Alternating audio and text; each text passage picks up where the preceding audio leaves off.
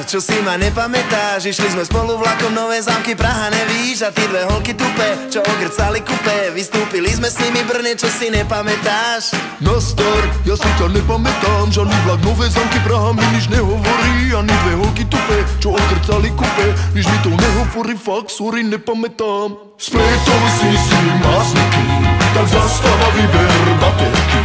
Spletol si mazníky, mila to veľký.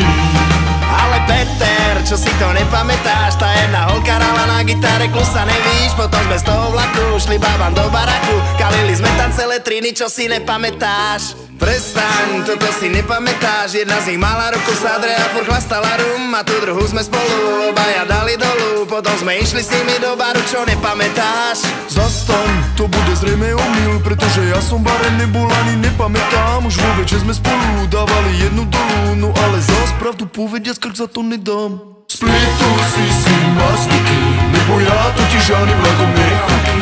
Spletol si mazníky, mila to veľký. Ale Peter, čo si to nepamätáš? Tá jedna vzala prachy barmanovi spoza baru. Keď zistil, že mu zmizli, tak potom došli fizli. Všetkých nás prehľadali, nehovor, že nepamätáš.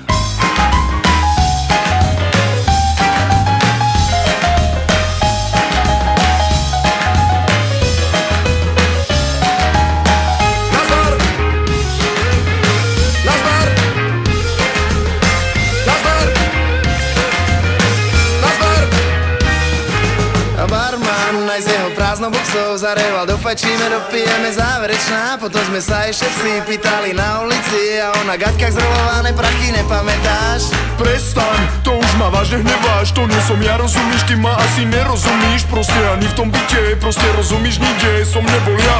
Ne? Tak potom? Na čo ti to tu hovorím do psej matere? Tak na čo ti to hovorím do psej matere? Tak na čo ti to